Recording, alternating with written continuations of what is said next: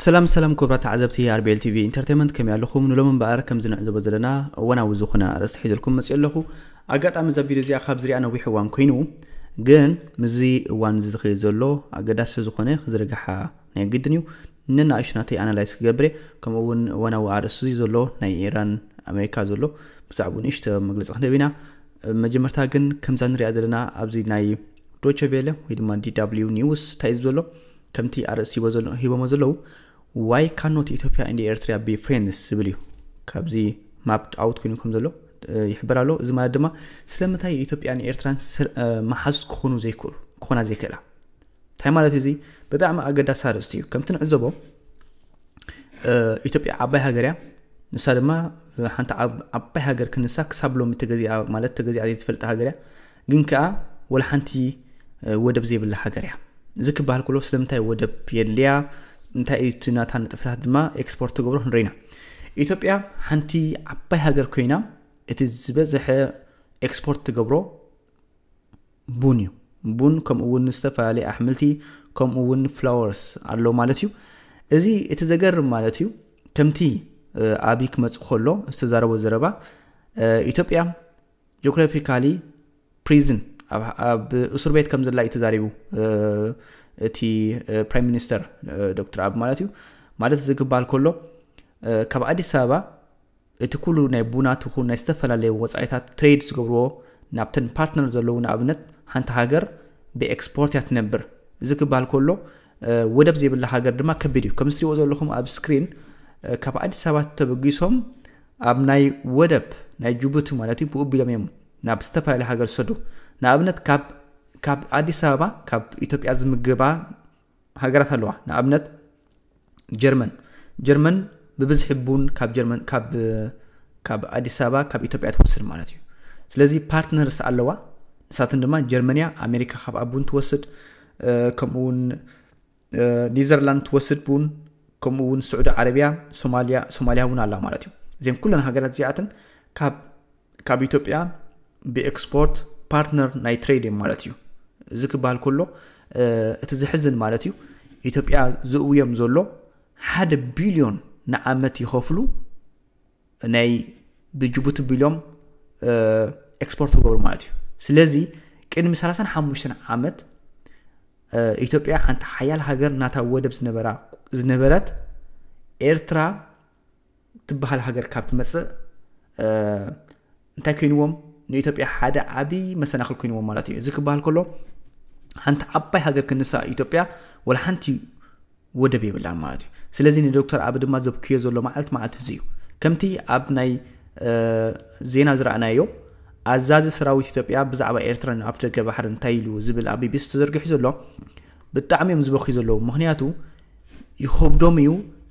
እዚ ወጻኢታት ዓመታዊ 1 ቢሊዮን ዩሮ ናይ ኤክስፖርት ናይ ወደብ ጥራይ ኮፍሉ ጅቡቲ ማለት እዩ ስለዚህ ንሳቶም እንታይ ደሊ ዘሎ ንሕና ኢንዲፔንደንት ኮን ኣለና ዝኾነ ወደብ ክንከፍል የብልና በሓይልና ዝመጽ ይምጻ ብኩናዲ ወላ በስተፋለ ብንተ በኤርትራ ዲዩ እንተ በጅቡቲ ዲ እንተ በስተፋለ ሃገር ወደብናትና ክልወና ኣለዎ ይብሉ እዚ ኸአምስ ኤርትራ 10 ጊዜ ክባእሶም ዝኽእል ከምታ ኣብ ርእስን ሪኦ ዘለና ድማ why cannot Ethiopia and Eritrea be friends ብል እቲ ቀንዲ አርስቲ እንታይ ጉዳይ ወደብ ማለት እዩ ምክንያቱ ኢትዮጵያ ወላ ሓንቲ ዝኹን እታ ዓበይት ሃገር ክንሳ ወላ ሓንቲ ወደብ ይብላል ወደብ ዘይብላ ሃገር ድማ ወላ ሓንቲ ክትብትም ዘሎ ተኽእሎ ከቢድ ኤርትራ ሓንቲ ሓደ ንፉዕ መራሕ ነርመጽዩ ኣብ ውሽጢ ሓደ ዓመት ኣብ ውሽጢ 2 ዓመት ክትብትም ትኽእል እያ ምክንያቱ ክልተ ወደብ ኣለዋ እንድሕር ካልእ ሃገር ድማ ወደብ ዘይብላ ሃገር ትኮይኑ ከቢድ እዩ ኢትዮጵያ ሓጀር ክትምዕብል ዘሎ ከቢድ እዩ ምክንያቱ ሓደ ዓመት 1 ቢሊዮን ዩሮ ንጅቡቲ እናኸፈለት ከምኡ ማለት እዩ እንድሕር ኢሳያስ ምስ ኣብ ተሳሚዑ ድማ ከም ተቀድም እንድሕት ክመልሰኩም ምክንያቱ ዶክተር አቢ ኣብ 2018 ክመጽእ ከሎ ናብ ስልጣን እቲ ቀንዲ ዕላማኡ ነበረ ጉዳይ ወደብ ኮይኑ ምስ ኢሳያስ ክሳማ አይደልዩ ምክንያቱ ወጻኢታት ስለዝበዝሑ ነበረ ማለት እዩ እቲ ሓደ ቀዳማይ ዕላማ ዝነበረ ድማ ከመጌርካ ፒስ ጌርካ ምስ ኢሳያስ ምስ ኤርትራ ሰላም ገይሩ ንሕና መሓዙትና ንሕና ሕዋቲና እንዳበለ ሰበይኹ ምስ ኢሳያስ ተሳሚዖም ኢሳያስ ድማ ሸጢሮ ኸውን ይኽእል እዩ ምክንያቱ ናይ ጉዳይ ወደብ ትሕምታሎ ብዙሕ ነገር ኣሞዳታ ሰላም ገይሮም ኣብቲ ናይ ዝነበረ ባእሲ ናይ ትግራይ ሪናይምና ማለት እዩ ኣሞዳታ 600,000 ዝኾነ ህዝቢ መይቱ ኣብ ትግራይ ኣብ ኢትዮጵያ ማለት እዩ ልዕሊ 2 ሚልዮን ዝኾኑ ሰባት ድማ ካብ ኢትዮጵያ ክወጽኡ ኢሎም ስለዚ ትዝሕዝን ድማ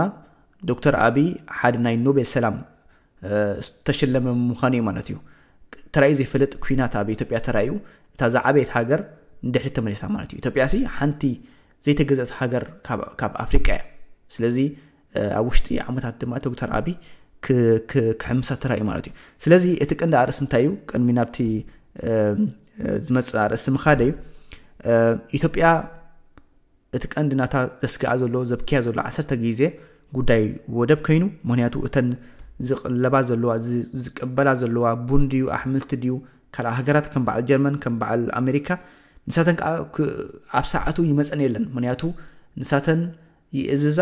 እቲ ጉዳይን ድማ ናይ ካፈዲዩ ናይ ቡንዲዩ ናይ ኣሕምልቲ ድዩ ኣብ ሰዓቱ ይበጽሕን ዘየሎ ንሳተን ድማ ድርኒኽት ገብራ ናይ ግድን እየን ስለዚ ኣብ ጻግዒ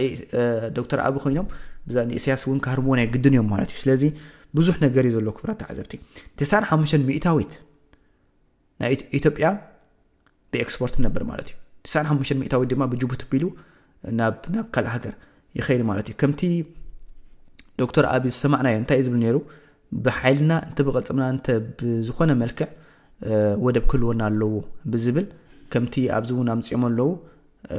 ትሪእዎ ኣለኹም ብመልክዕ AI ተሰሪሑ ኢትዮጵያ ዝተፋለዩ ሰባት ማለት እዩ ከም ወደብ ከም ዘለዎም ኣብ ኢትዮጵያ ይዝርጋሕ ነይሩ ማለት እዩ ከም ትሪእዎ ዘለኹም ዌልካም ቱ አሰብ ፖርት ኦፍ ኢትዮጵያ ዝብል ማለት እዩ እዚ ሕጂ ከምዚ DW ዝርጊሖም ዘለዉ AI ጀነሬትድ ፌክ ዝኾነ ስእሊ ማለት እዩ ስለዚ ብጣዕሚ ኣሰካፊ ምዃኑ እዩ ዝርአ ዘሎ ማለት እዩ እዚ ክበሃል ከሎ ንኣብነት ናይ TPLF ናይ ኣብን ኣብ 2022 እዮም ሰላም ገይሮም ኣብ ናይ አብይ ጋቨርንመንት ከምኡውን ናይ TPLF 2022 ሰላም ገይሮም ብሓንሳብ ክሰርሑ መደብ ነይርዎም ማለት እዩ ብድሕሪኡ ግን ክሰልጦም ኣይከኣለን ከም ዝትሪእዎ ዘለኹም ኤርትራ ምስ ኢሳያስ ምስ ዶክተር አብይ ተሳሚዑ እቲ ጉዳይ ናይ ምፍራስ ናይ ህወሓት ነይሩ ማለት እዩ ንሳቶም ምስ ፈረሱ ድማ ኣብ መወዳእታ ሕጂ ኸ እንታይ ጸገም መጽዩ ኢትዮጵያ ኣብ ክልተ ተመቂላ ናይ ትግራይ ማለት እዩ ገሊኦም TPLF ኣብ ክልተ ተመቂሎም ገሊኦም ምስ ኤርትራ ኮይኖም ገሊኦም ካብ ምስ ኢትዮጵያ ኮይኖም ከም ዝሪኦ ዘለና ኣብ መወዳእታ ጉዳይ ናይ ወደብ ማለት ኢሳያስ ተመጻዕሉ ንአብይ ክህበስ ዘይከኣለ ወላ እንታይ ሕጂ ባእሲ ተፈጢሩሉ ኣብ ክልቲኦም ማለት እዩ ናብ ከቢድ ዝኾነ ፍሕፍሕ ኣትዮም ማለት እዩ ገሊኦም TPLF ምስ ኢሳያስ ኮይኖም ገሊኦም TPLF ድማ ምስ አብይ ኮይኖም እቲ ጉዳይ ኣብ ዓብ ዝኾነ ስክፍታ ኣሎ ማለት እዩ ስለዚ እቲ ቀንዲ ዘባእስ ዘሎ እንታይ እዩ አብይ ኢንዲፔንደንት ክኸውን ኣለና ዝብል እዩ ንናይሽቱ ስለ ኣብ ዝቀርበልኩም ኣለኹ ከም ዝትሪእዎ ዘለኹም ብልክዕ ከምዚ ማለት እዩ ዓብ ዝኾነ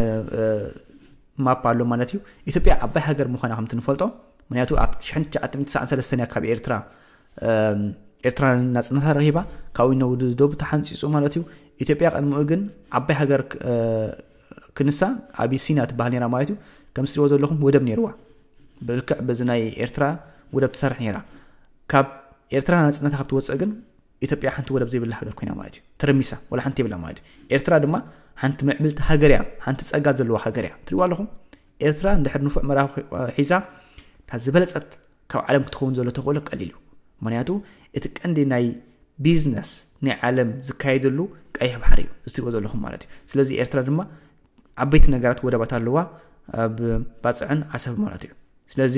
ቀሊል ኣይኮነን ኢትዮጵያ ከም ትሪእዎ ዘለኹም ብጅቡቲ ብሶማላ ቢላ ወደባት ክት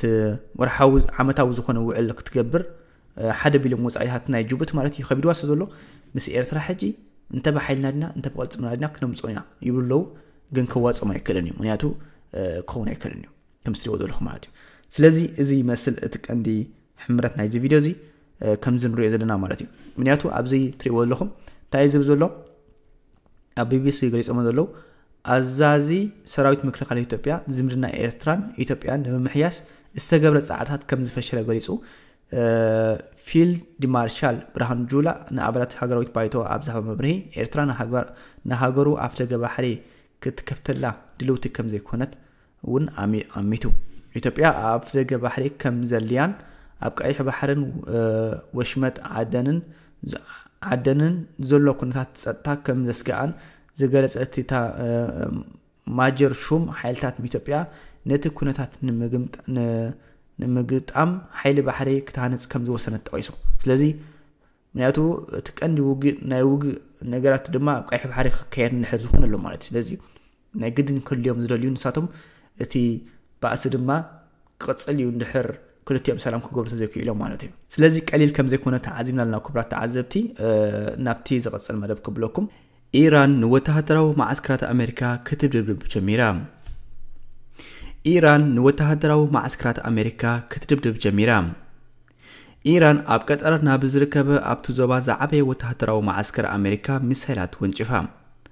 أب عراق زركب وتهدروا معسكر أمريكاون بتماثالي أقاب علامة متقعته إيران كم زخنة يجلس علوم. تاسنيم استبهلم منقستاو مع كنزينا إيران أب زوجو زبزاب حالتات حلوة إسلاموي سورة إيران وتهدروا معسكرات أمريكا دبدبهم كم زلو أرغاقيتهم. أبتي كابر سكتما دوحة وصئلو زركب على عوديت تبهيل السواع وتهدروا معسكر أمريكا أستات شمنت شح وتهدرات كم زلو ينقر إيران نتي أبز حلفك أدم أب لعلا أستخايد متقعة أمريكا حنخت فدي مخانا أتنكيغا نيرايام كاتر نتي أب لعلي اتو تهدروا معسكر استفزم متقعة إيران بمخنان لو النتا زتحسيو كتب لتقايمام أفنيا منستري قدايت وصائي تهاجر أب زوصو مغلصي قلوع متحاس لولاونت هاجر قطر مخانو إنا نحاسبو إلوم سرعة مكلخال إتا هاجر نتيست ونجفة مسائلات إيران كم زي برعانوون ماجد الأنصاري تغيسوم أب معسكر زنبرو وتهدرات أقدمهم كم زوزو زحابر إتا أفنيا أب سبز ورد قدعات كم زي اللي تغيسوم دحنت نايتهم أبتي معسكر زركبو عبرات حيلتات قطر زركبو مسابات نمرغاز كله زددت انقاقاتات تخيديوم باتي متقعتي زوق أسلن استقتلن كم زي اللي نراغز زبلت وهاب قال هاجرو تمات عني قبر ملسي ناي مهاب مسلا حلو مخانو عتنقعوم تهران جن اتمت قاعتي ناب أمريكا زناس أرنبر نقطر مهرام زعلم كم زي كونيات موجود سلام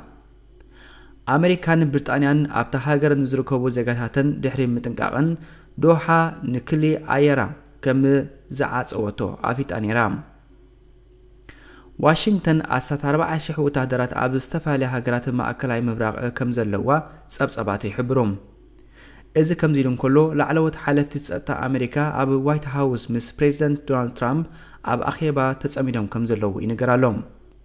أبتي هجوز أخيبا أبو منبر تغللتي ستافايت جنرال دان كينن صحافي كفلي مكلخال بيتي هوكستن يساتفو ألوم أمريكا نتي أبلع وتهدروا معسكرات استخايل متقعتي إيران اتبو قبل ملسي أب زغط الساعات كنسر تثبيتي قبر اللوم لازينا يلوم مدب نزي مسل كساب بخال مدام الرخب سلام وسناي تشاو تشاو